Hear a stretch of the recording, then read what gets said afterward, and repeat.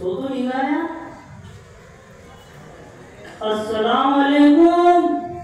वालेकुम अस्सलाम। खैरियत से तो है? क्या खैरियत पूछ रहे हैं? कितनी देर से मैं आपको सलाम कर रहा हूँ, आप जवाब देने के लिए तैयार नहीं। जवाब देना तो दूर की बात, मेरी तरफ देखने के लिए भी तैयार नहीं।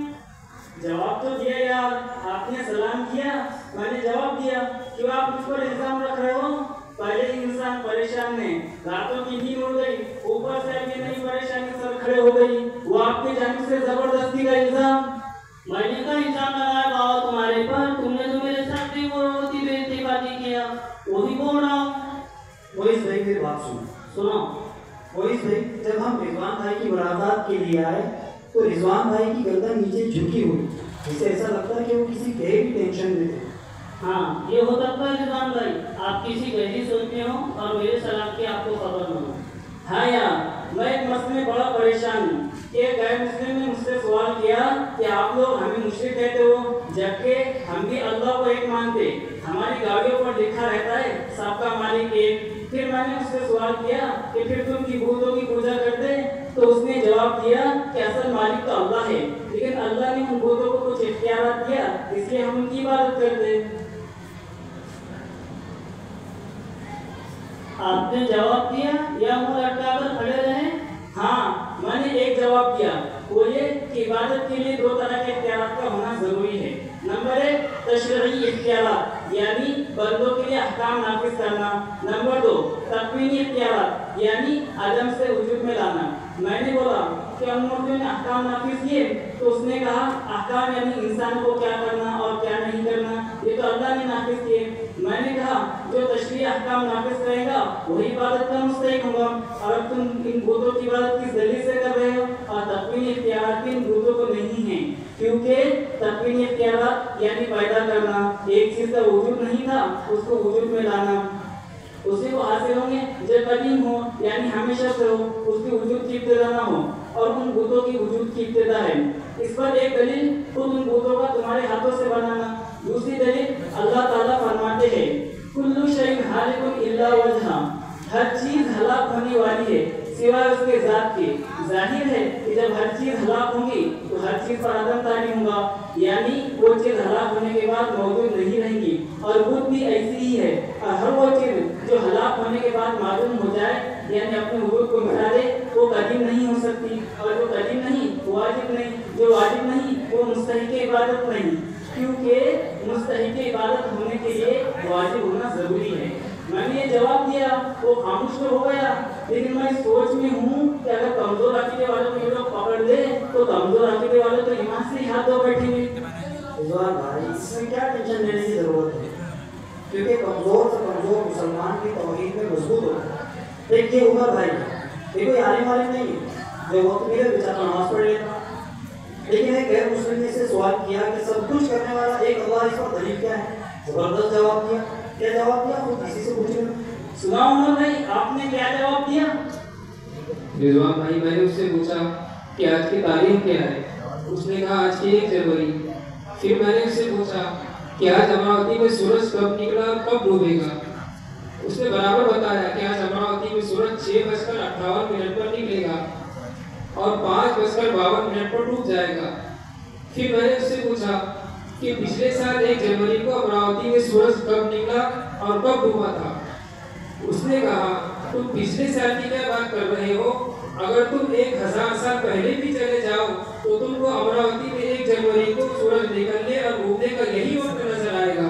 मैंने कहा बस आपके तौहीद समझ में आ गई, क्योंकि जो काम एक ही करने से होता है उसकी निजाम इधर उधर नहीं होता, और जो काम कई लोगों के करने से होता है उसमें निजाम इधर उधर हो जाता है।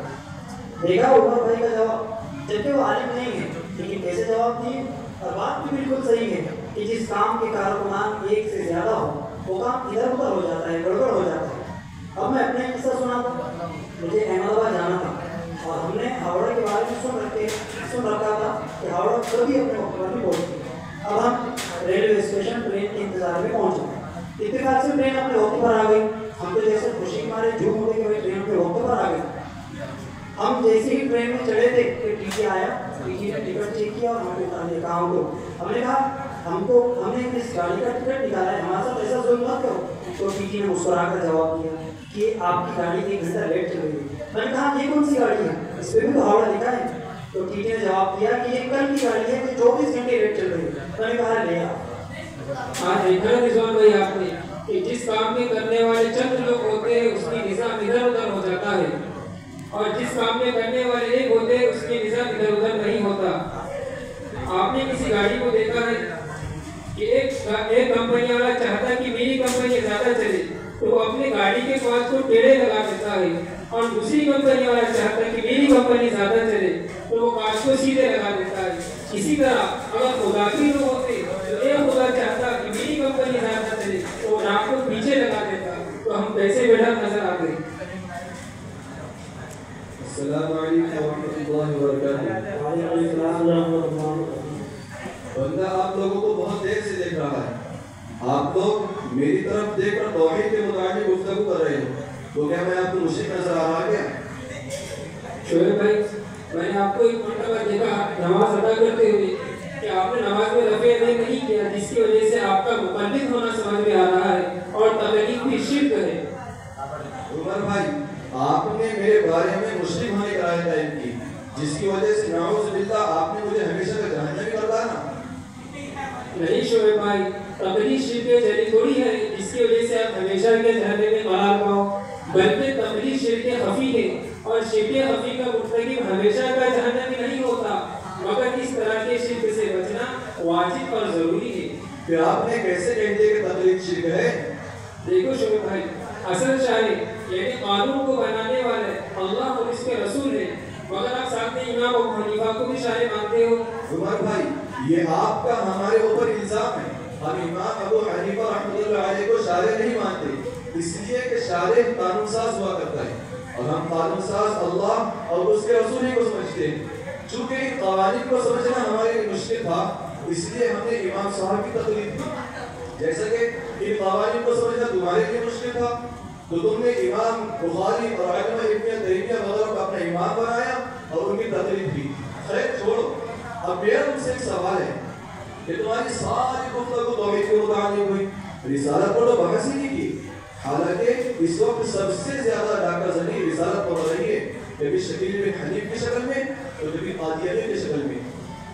ارے تم حضرات قادیان کو ڈاکو بول رہے ہو، جبکہ یہ لوگ ایک نبی حضرت مرزا غلام احمد کے پیروکار ہیں۔ کیا بولا ڈبل بول؟ ہم بھلے ہی مسلک کے اعتبار سے الگ الگ ہیں اور ایک دوسرے کو مسئلہ کی غلطی پر بھی سمجھتے ہیں، لیکن ختم نبوت کا مسئلہ ایسا ہے جس پر ہم سب ایک ہیں۔ تو مرزا غلام احمد قادیانی کو نبی کہتا ہے؟ تم لوگ زبردستی کی بات کر رہے ہو، پہلے دلیل تو سنو۔ نبوت رحمت ہے اور اللہ تعالیٰ اپنی رحمت کو کیسے ختم کر سکتا ہے؟ اسی رحمت کا ایک پرتو مرزا صاحب کی ہے۔ اسے میں سمجھاتا ہوں، ذرا لائٹ کی طرف دیکھیے، کیا روشنی نظر آ رہی ہے؟ ہاں لائٹ کی روشنی نظر آ رہی ہے۔ ہاں بتائیے روشنی نظر کی بات ہے؟ رات ہے اس لیے لائٹ روشنی دے رہا ہے۔ ہاں تم لوگ پاگل ہیں، تم دن میں میدان میں لائٹ لگانے کی کوشش کر رہے ہو۔ ادھر ادھر کی بات مت کرو، مدعے کی بات کرو۔ دیکھو اللہ کے نبی صلی اللہ علیہ وسلم کو قرآن کریم میں اللہ تعالیٰ نے سورج سے تشبیہ کی، یعنی جب یہ سورج طلوع ہو گیا تو اب ساری روشنیاں اسی نور اعظم میں محو مدغم ہو جائے گی، یعنی چھپ جائے گی، یعنی دوسری روشنی کی ضرورت نہیں۔ اور مرزا تو سراپا اندھیرا ہے، وہ کہاں سے روشنی کا کام دے گا؟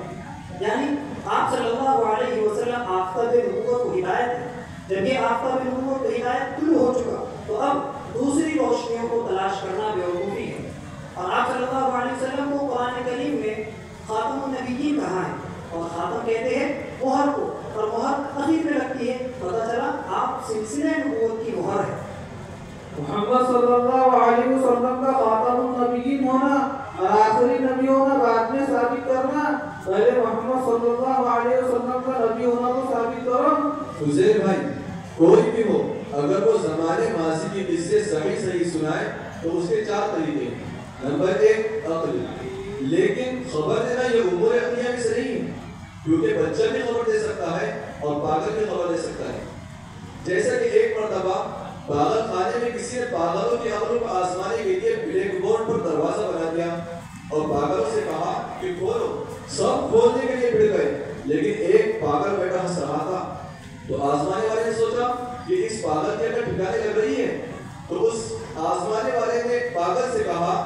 کہ تو بھی پھنس رہا ہے، تو بھی بول۔ تو اس پاگل نے جواب دیا کہ اس کی چابی میرے پاس ہے، یہ سب پاگل ہے، بغیر چابی کے کھول رہے ہیں۔ دیکھو پاگل نے جواب دیا، چاہے جواب خبر واقعی کے مطابق نہ ہو لیکن دیا تو صحیح، اور اللہ کے نبی صلی اللہ علیہ وسلم نے سچی خبر دی۔ پتہ چلا کہ عقل کا تعلق خبر سے نہیں ہے، اور خبر دینے کا دوسرا طریقہ ہے سماع، کہ اہل علم سے سن کر امور ماضیہ کو بیان کیا ہو۔ اور اللہ کے نبی پیارے نبی صلی اللہ علیہ وسلم کے زمانے میں اہل علم یہود و نصارہ تھے، اور اللہ کے نبی صلی اللہ علیہ وسلم کا ان علماء اہل کتاب سے کوئی دوستانہ تعلق نہیں تھا کہ آپ نے ان سے سن کر امور ماضیہ کو بیان کیا۔ اور زمانے ماضی کی سچی خبر دینے کا تیسرا طریقہ ہے مشاہدہ۔ یہ بات تو بالکل آیا ہے کہ اللہ کے نبی صلی اللہ علیہ وسلم نے ان قصوں کو جن کا دلائل سے صحیح ہونا ثابت ہو چکا نہیں دیکھا، تو مشاہدت مقبول ہے۔ اور چوتھا طریقہ ہے وحی۔ پتہ چلا کہ اللہ کے نبی صلی اللہ علیہ وسلم نے جو بھی زمانے ماضی کی خبر دی وہ وحی کے ذریعے دی، لہٰذا آپ کا صاحب وحی ہونا ثابت ہوا، اور صاحب وحی نبی ہوا کرتا ہے، لہٰذا آپ کا نبی ہونا ثابت ہوا۔ اب معلوم ہوا چکر میں آنے سے پہلے کسی عالم کی ملاقات کرنا ضروری معلوم ہو شریف بھائی۔ اگر اپنی ملاقات قادیانی کے زمانے میں ہوتی اور قادیانی کا جھوٹا اور غدار ہونا اس وقت ثابت کرتے جیسا کہ اس وقت ثابت کیا، تو اس کی دوسری بھی آپ کھوڑ دیتا تھا میں۔ پہلے تو ایک پتی گندھی تھی اس کی، ایسا دیکھتا تھا وہ، لیکن میرے ایک بات سمجھ میں آ رہی، تم ختم نبوت کو مانتے، اب تو میں نے بھی توبہ کر لیا، لیکن تمہارا آپس میں اختلاف کیوں؟ حسین بھائی، بھلے ہی ہم ایک دوسرے کو باتیں گمراہ کہتے ہیں، لیکن ہم یہ بھی چاہتے ہیں کہ جہاں امت ایک ہو سکتی ہے ایک ہو جانا چاہیے، اور ختم نبوت یہ ایسا مسئلہ ہے کہ اس میں امت ایک ہو سکتی ہے، اسی لیے ہم سب نے مل کر ایک جٹ ہو کر ختم نبوت کا دفاع کیا۔ شعیب بھائی، تم ان چاروں سے بہت ہی الگ نظر آ رہے ہو، کیا بات ہے؟ تمہارا کون سا مسلک ہے؟ حسین بھائی، میرا مسلک وہی ہے جو جمہور علماء کا ہے، میں نہ ان سے ایک قدم پیچھے ہٹ سکتا ہوں اور نہ ہی دونوں قدموں پر ہاتھ رکھتا ہوں، کیونکہ حدیث پاک میں آتا ہے کہ جب حق تعالیٰ کسی بندے کو محبوب رکھتا ہے تو اول جبرائیل علیہ السلام کو آگاہ کرتا ہے کہ میں فلاں بندے سے محبت کرتا ہوں، تو بھی کر۔ جبرائیل علیہ السلام آسمانوں میں اس کا اعلان کرتے ہیں، اور آسمانوں سے اتر کے اس کی محبت زمین پر پہنچ جاتی ہے، اور زمین والوں میں اس کو حسن قبول حاصل ہو جاتا ہے، یعنی بے تعلق لوگ جن کا کوئی خاص نفع و ضرر اس کی ذات سے وابستہ نہ ہو اس سے محبت کرنے لگتے ہیں۔ لیکن اس قسم کے حسن قبول کی ابتدا مومنین، صالحین اور خدا پرست لوگوں سے ہوتی ہے۔ اول ان کے قلوب میں اس کی محبت ڈالی جاتی ہے، بعد وہ قبول عام حاصل ہو جاتا ہے۔ مفاد پرستوں کی محبت مراد نہیں ہے، کیونکہ مفاد پرست کو جہاں مفاد نظر آئے گا وہ وہی محبت کرم بھرے گا۔ یہ بات فقط جمہور علماء میں پائی جاتی ہے، اسی لیے آسمان سے اترتی محبت کو دیکھ کر میں جمہور علماء کے ساتھ ہوں۔ یہ کیسی بات کر رہے ہیں شعیب بھائی تم؟ نکالو ان کو باہر، نکالو باہر، باہر نکالو ان کو باہر۔ دعویٰ کرنا کہ میں ہی اکیلا جمہور علماء کے مسلک پر، یہ دعویٰ ہی غلط ہے۔ ہمارے پاس بھی ایک سے ایک علماء ہے، بڑی بڑی کتابوں کے مصنف ہیں، کیا سمجھ رہے ہیں؟ معیز بھائی، جمہور علماء سے مراد وہ علماء جن میں تین اوصاف ہو۔ نمبر ایک، ربانیت کی صفت ہو، کہ ان کا اللہ تعالی سے گہرا تعلق ہو، کہ رات کی تاریکیوں کے کچھ حصے کو انہوں نے اللہ تعالی کے لیے خاص کر دی ہو۔ نمبر دو، مجتہدین فی العلم ہو، کہ وہ دلائل کے ساتھ فتویٰ دیتے ہو، اور فتویٰ دینے کی اور اجتہاد کی ان کے اندر صلاحیت بھی ہو۔ نمبر تین، علم میں رسوخ، یہ تینوں چیزیں تلاش کرنا، پھر میرے پاس آ کر اس مسئلے پر بحث کرنا۔ ہاں، مجھے شعیب بھائی کی بات مضبوط نظر آ رہی ہے، اب میں ادھر ادھر کیوں جاؤں، انہی کے ساتھ ہو جاتا ہوں۔ ارے وہ مولانا، ادھر آؤ، میرے سوال کا جواب دو۔ سوال یہ ہے کہ انسان جب مر جائے گا تو جماعت یعنی بے جان ہو جائے گا، تو اس میں جان کیسے آئیں گی؟ جبکہ جماعت یعنی بے جان ہونا اور حیات یعنی جاندار ہونا، یہ دونوں ایک دوسرے کی ضد یعنی اپوزٹ ہے، تو ایک ضد دوسرے ضد کے ساتھ جمع نہیں ہوتی، تو بے جان ہونے کے بعد اس میں جان کیسے آئیں گی؟ یہ تو ایسے ہی ہو گیا آگ میں پانی جمع کرنا۔ ارے قیامت کا انکار، ایسا لگتا تیری مار کھانے کی مارو اس کی، اس نے قیامت کا انکار کیا۔ کیوں بھائی، ہم زبردستی کی کسی کو کیوں مارے؟ بغیر جرم کے ہم کسی کو مارتے نہیں، جمہور علماء ہم کو اس سے منع کرتے ہیں۔ ارے مارو، اس نے قیامت کا انکار کیا۔ किया, बाप दादा मौत का इनकार किया। क्यों बे? तुझे इनकार करने को कयामत ही मिली थी क्या? हुज़ैफ भाई, आप इतने गुस्से में मत आओ, इसलिए कि हम जमहूर उलमा के मसलक पर हैं, इसलिए हमारा हर काम तहकीक के साथ होना चाहिए। पहले अदीब भाई से पूछ लेते हैं कि क्या मसला है। बोल अदीब भाई, क्या मसला है? मैं कयामत का मुनकिर नहीं हूँ, असल में मैंने इस आदमी को आलिम समझा। क्या करिए, मेरे मज़कूरा सवाल का जवाब देंगे तो एक इल्मी बात मालूम होंगी, लेकिन मुझे क्या मालूम कि इतना बड़ा जाहिल है। जमहूर उलमा के साथ रहने से ये बात मालूम हुई कि पहले तहकीक कर ले के सामने वाला कयामत का मुनकिर भी है या नहीं, बाद में फैसला करे। खैर अदीब भाई, आपका सवाल क्या है? शोएब भाई, मेरा सवाल है कि इंसान मरने के बाद जमात यानी बेजान हो जाता है, जो कि हयात की जिद है, तो इस बेजान में इसकी जिद कैसे आएंगी? इसमें कयामत का इनकार लाजिम नहीं आता, बल्कि मैं तो हकीकत तक पहुंचना चाहता। देखो अदीब भाई, जमात की दो किस्में हैं। नंबर एक काबिल हयात यानी हयात को कबूल करने वाली, और नंबर दो नाकाबिल हयात यानी हयात को कबूल न करने वाली। और इंसान बेजान होकर भी काबिल हयात है। शोएब भाई, जमहूर उलमा के दामन में कामयाबी अब मेरे समझ में आ गई, क्योंकि बेचारा तहकीक के लिए मेरे पास आता तो मैं भी मुनकिर क़यामत समझकर एक चपत रसीद करता। आपने जो जमात की दो किस्में बताई उसको जरा और वाज़ेह करो। देखो रिजवान भाई, इंसान मनी से बना, जब ये मनी राह में मादर में गई जो कि जमात महज है, तो इंसान के अंदर सलाहियत, तो उसमें काबिल हयात होने की सलाहियत पैदा हो गई। जब उसने एक बार सलाहियत कबूल कर ली तो और इंसान वजूद में आया। अगर ये इंसान मर जाए, नापैद हो जाए और जमात महज हो जाए, लेकिन जमात महज और नापैद होने के बाद भी उसमें तकदीर और हयात कबूल करने की सलाहियत रहेगी, क्योंकि एक मरतबा ये जिस्म हयात कबूल कर चुका। बस मैं यही जवाब चाहता था, कयामत का इनकार थोड़ी कर रहा था। देखो भाई, जमहूर उलमा का दामन ही हम सबको बहुत सारी बड़ी बड़ी गलतियों से बचा सकता है। ठीक है, चलो। अरे रुको रुको, थोड़ा रुको। तुम लोगों को मैं बहुत देर से देख रहा हूँ कि अजीब अजीब बातें कर रहे हैं। खुदा मौजूद है और वो एक है, और उसने हिदायत के लिए रसूलों को भेजा, और लोग मरने के बाद दोबारा जिंदा होंगे। ये अजीब अजीब बातें नहीं तो क्या है? हमने पढ़ा जो मुशाहिदे में वजूद में नहीं। ये सूरज का तुलू गुरूब और चांद का छोटा बड़ा होना ये कैसे होता? ये सब खुद पर खुद होगा। शर्म नहीं आती? अल्लाह के वजूद का इनकार करता है। क्यों बे? तेरी माँ ने दूध नहीं पिलाई क्या? ज़बान से मुकाबला करना डंडे से क्यों कर रहा? मैंने कहा डंडा मारा? ये तो खुद ब खुद आपको लगा, जैसे सूरज का तुलू गुरूब खुद ब खुद होता है। अबे बेवकूफ, रात को अगर चूंकि सफेद दाना लेकर चले तो चूंकि तो तुझे नजर आएगी नहीं, तो तू यही कहेगा कि दाना खुद ब खुद चल रहा है। आप हंस रहे यार। मेरी बात सुनो मसूद भाई, मैं ना आपको गुस्सा दिलाऊंगा और न शर्मिंदा करूंगा, लेकिन अगर आप अपनी जिद पर अड़े रहे तो मुझे भी ईंट का जवाब पत्थर से देना आता है, इसलिए आप मानने की नीयत से सुनो। शोएब भाई, अगर आपकी बात मुझे समझ में आई ना तो मैं जरूर मानूंगा। देखो, जब आपको रिजवान भाई ने जवाब डंडे से दिया तो आपको गुस्सा आया, और उमर भाई के जवाब पर आप शर्मिंदा हुए। अब बस मुझे इतना बता दो कि गुस्सा और शर्मिंदगी का रंग और शक्ल सूरत कैसी होती है? फिर आपने गुस्सा दिलाया क्या? क्या गुस्सा और शर्मिंदगी की भी कोई शक्ल सूरत हो सकती है? फिर हम कैसे पहचानें कि क्या आप गुस्से में हैं कि शर्मिंदा हैं? आप गुस्से यार, जबरदस्ती के गुस्सा दिला रहे हो। जा रहा हूँ मैं। रुको यार, जाओ मत, मेरी बात सुनो। आप गुस्से का रंग और शक्ल सूरत बता भी नहीं सकते, इसी तरीके से आप शर्मिंदगी का रंग और शक्ल सूरत नहीं बता सकते, क्योंकि वो दिखते नहीं है बल्कि अलामतों से पहचाने जाते हैं। हमने आपको जो गुस्सा देखा, उस गुस्से की हमने 3 अलामतें देखी। एक तो आपका चेहरा सुर्ख हुआ, दूसरा आपकी पेशानी में बल्क आई, और तीसरा आपके हाथ पैर थर्राने लगे।